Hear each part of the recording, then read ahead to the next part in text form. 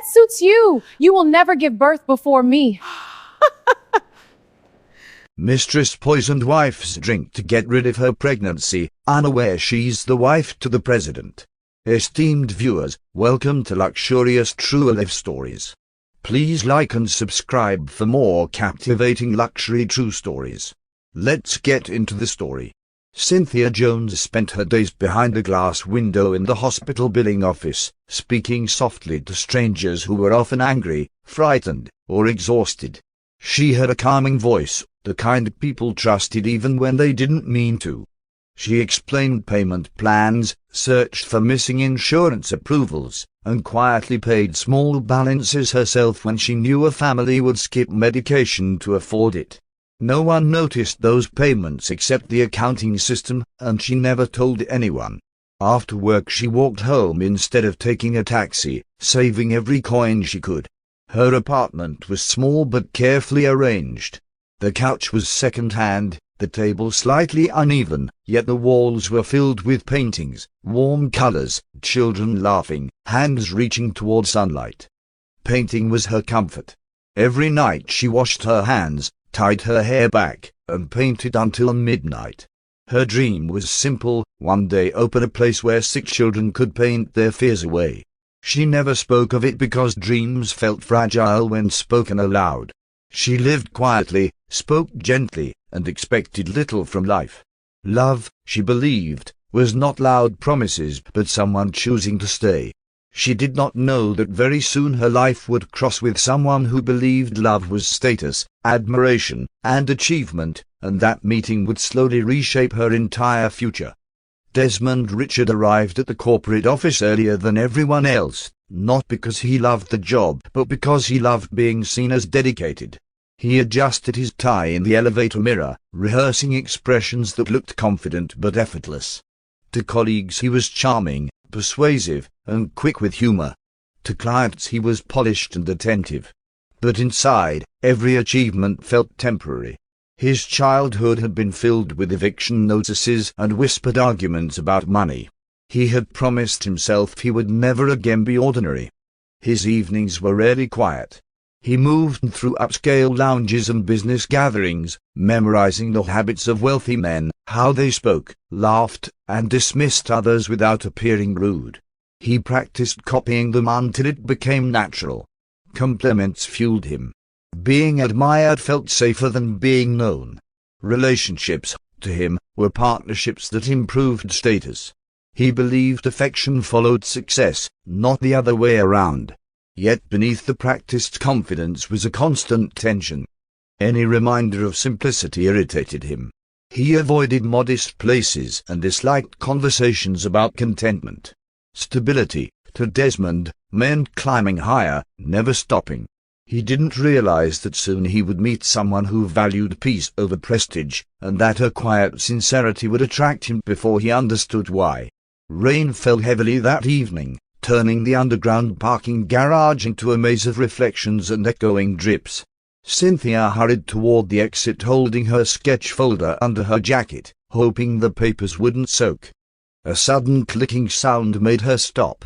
A car nearby refused to start, its headlights flickering weakly. The driver stepped out, frustrated, tapping the steering wheel before noticing her standing there. Desmond rarely asked strangers for help, but the silence of the garage and the stubborn engine forced him to drop his pride. Cynthia gently suggested checking the battery connection. She had learned basic fixes from years of solving problems alone. She held her phone light while he adjusted the cable. The engine roared back to life. He looked surprised, not just because the car worked, but because she hadn't tried to impress him or linger for attention. They spoke briefly near the exit, rain still falling outside. She declined the ride, choosing to walk home as usual. He watched her disappear into the rain with steady steps, oddly unsettled by the calm confidence she carried. For the first time in a long while, someone had treated him without curiosity about his status, and the unfamiliar feeling stayed with him long after he drove away. A few days later Desmond returned to the hospital under the excuse of delivering documents for a client, though he could have sent them electronically. He passed the billing office twice before gathering the courage to greet Cynthia. She welcomed him with the same calm politeness she offered everyone, which strangely pleased him more than admiration ever had. He suggested coffee after her shift. She hesitated only long enough to finish helping a waiting patient. Their meetings became simple routines. They visited small cafes, shared quiet walks through public gardens, and spent long evenings in bookstores where conversations mattered more than appearances. Cynthia spoke about art and healing, about how colors could comfort children afraid of hospitals. Desmond listened, surprised by how peaceful he felt when no one expected him to perform success. With her, silence wasn't awkward. Weeks turned into months. He began rearranging his schedule to match hers, something he had never done for anyone. Cynthia trusted slowly, but she smiled more freely around him. Neither noticed how different their views of life were yet. They only saw kindness and attention. For the first time, both believed they had found someone who understood them, though each meant something entirely different by that understanding. Desmond proposed on a quiet evening beside the lake they often visited. There were no crowds or photographers, only city lights reflecting across the water. Cynthia accepted with soft certainty, believing steady companionship mattered more than grand gestures. Within weeks they arranged a small ceremony attended by a few co-workers and neighbors. The celebration was modest, yet she felt deeply secure standing beside him. They moved into a compact apartment close to his office. Cynthia decorated it with warm colors and paintings, while Desmond focused on upgrading furniture piece by piece. At first they enjoyed the routine, shared breakfasts, late conversations, planning small goals. She packed his lunches. He praised her cooking. The simplicity felt comforting to her and temporarily calming to him. Gradually, however, Desmond began noticing how different their expectations were.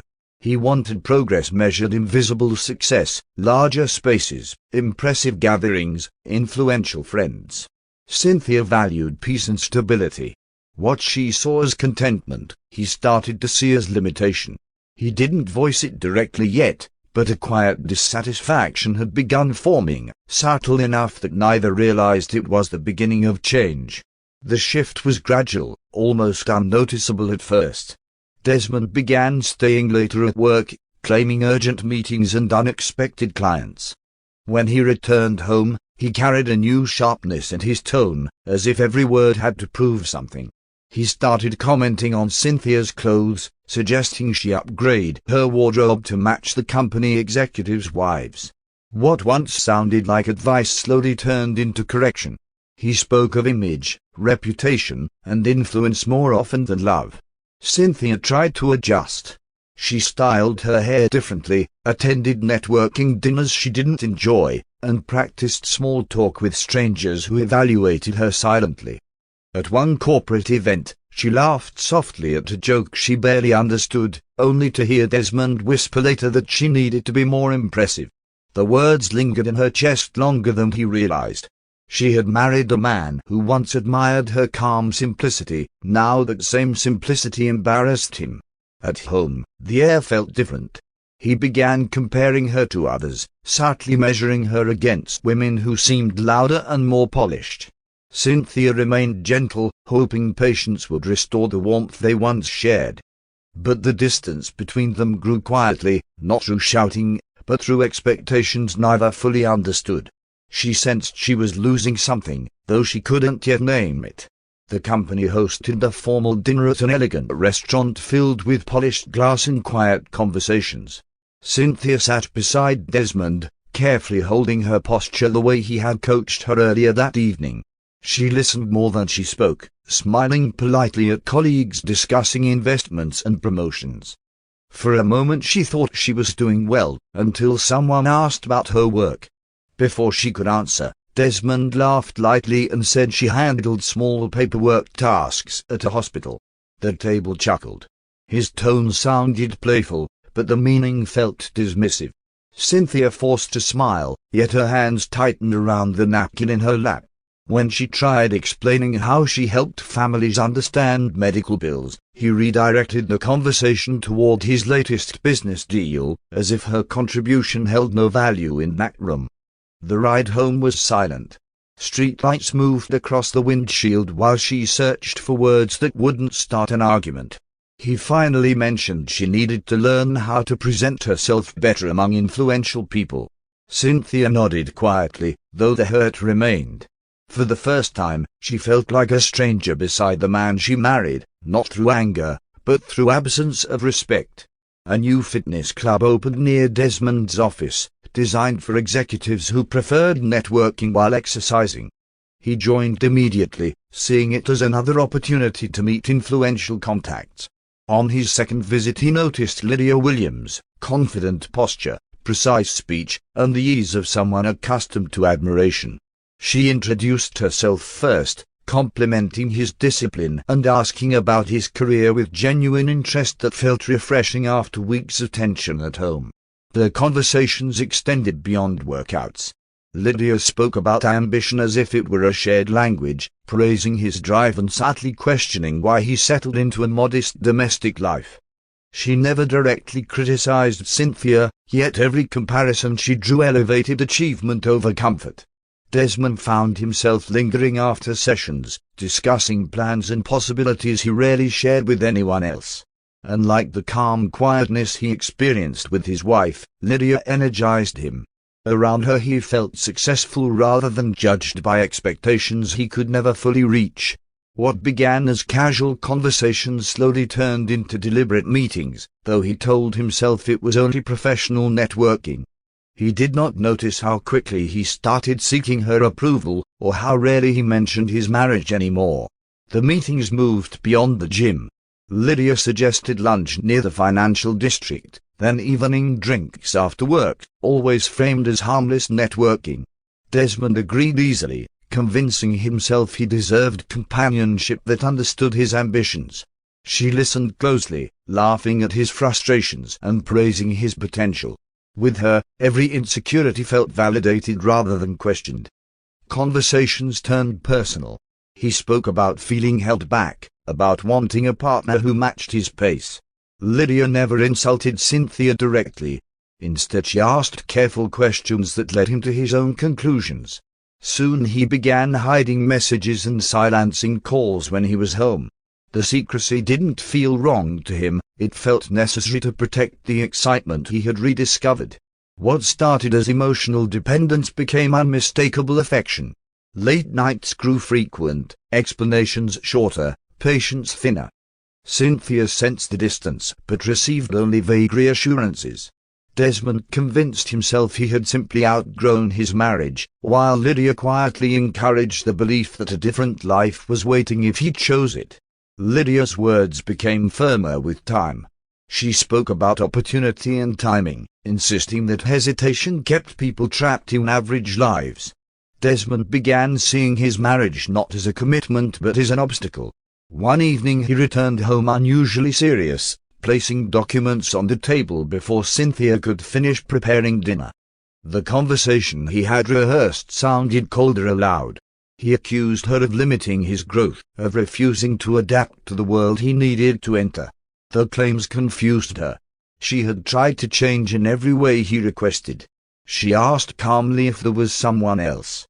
He denied it immediately, though his eyes shifted away. The silence that followed felt heavier than anger. Within days the legal process began, swift and distant, as if their shared years were administrative details. Cynthia packed quietly. She took only essentials and her paintings, leaving behind decorations she once chose with hope. The apartment echoed after she closed the door for the last time. Desmond felt relief mixed with discomfort he ignored, focusing on future plans. For Cynthia, the night marked an ending she never expected, and the uncertain beginning of a life she would have to rebuild alone. The studio apartment was barely large enough for a bed, a narrow table, and stacked canvases, yet Cynthia arranged it carefully.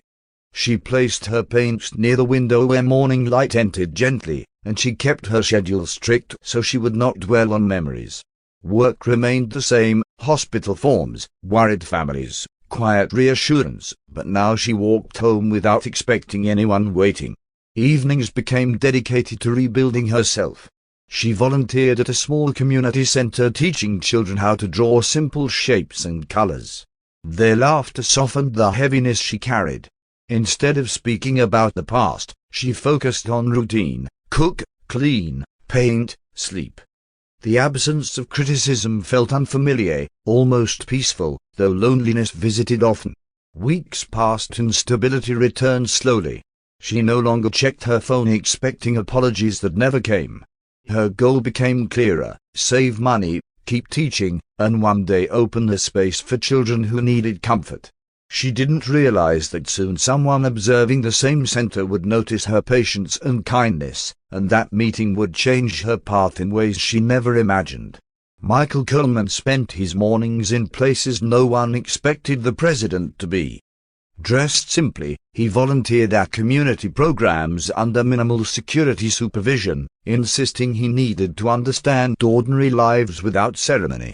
He listened more than he spoke, helping distribute meals, organizing supplies, and repairing broken chairs rather than directing others to do it. Away from official schedules, he felt human rather than symbolic. He avoided recognition carefully.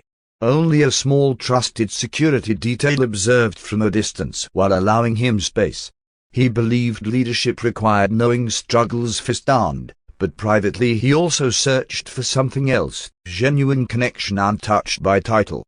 Conversations with strangers felt honest because they didn't know who he was. It gave him calm he never found inside official residences.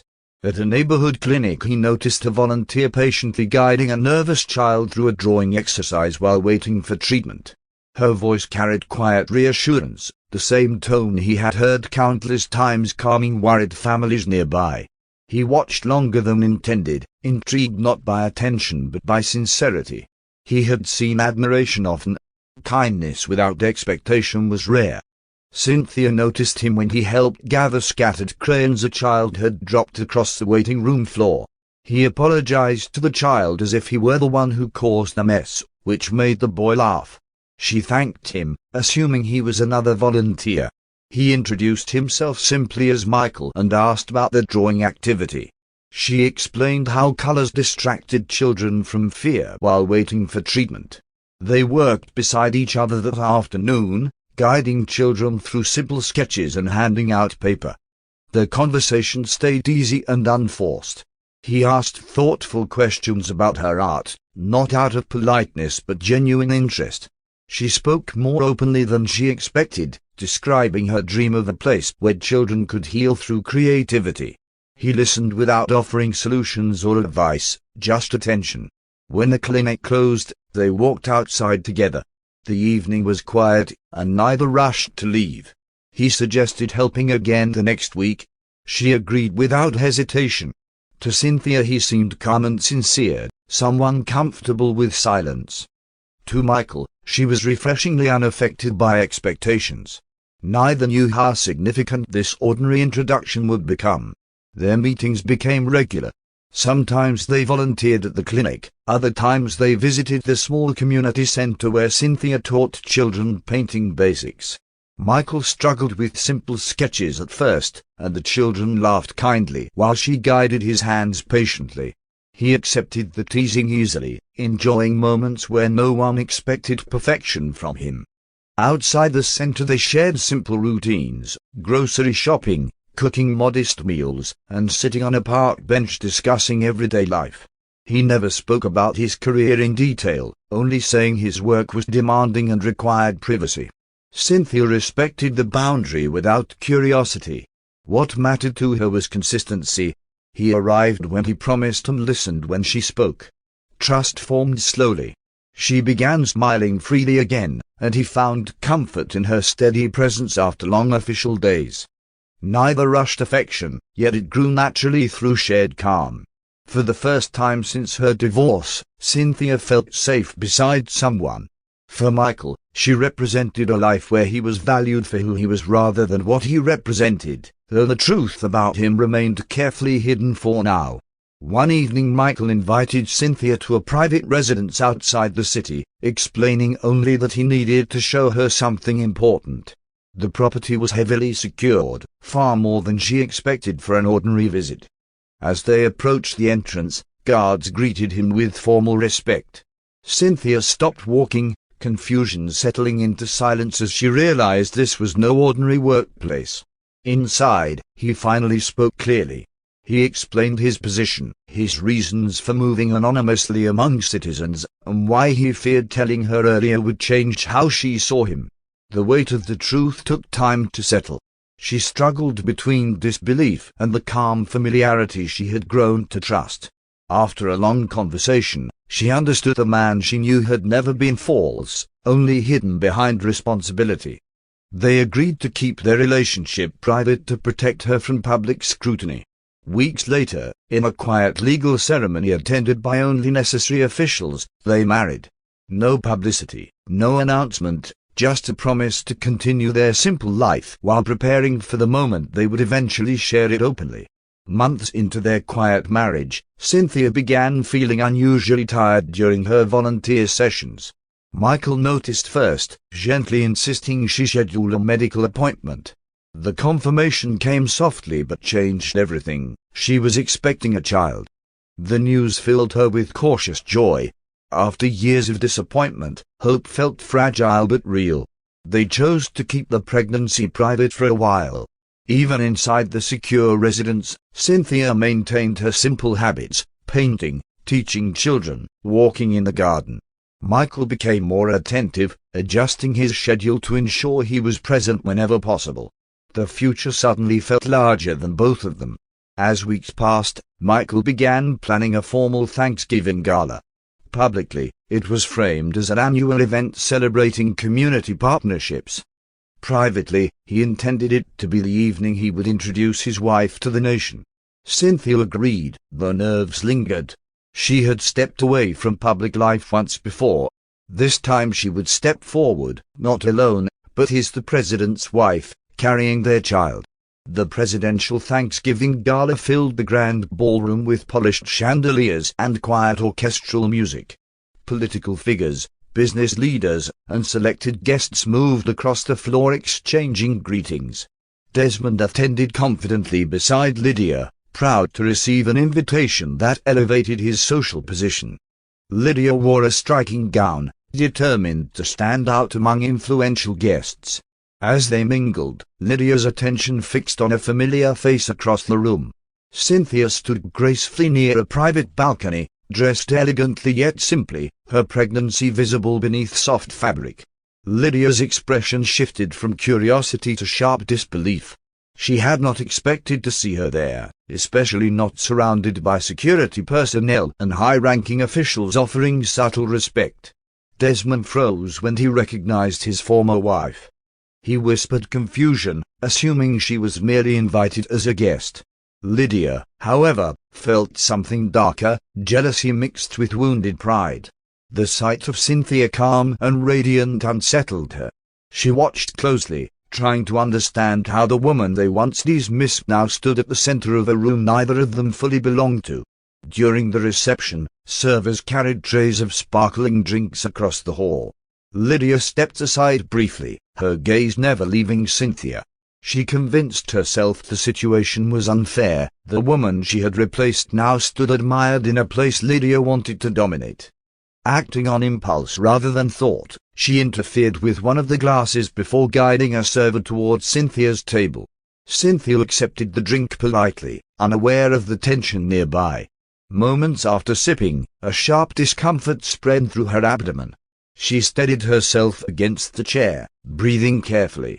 Lydia approached, unable to hide a cruel satisfaction. She whispered mocking words about losing the pregnancy, convinced she had ended a life that stood in her way. The pain intensified quickly, drawing attention from nearby guests. Cynthia's expression turned pale as she struggled to remain standing. Lydia laughed softly, believing no one understood what had happened. Desmond watched in confusion, sensing something was terribly wrong but not yet grasping the full danger unfolding in front of them.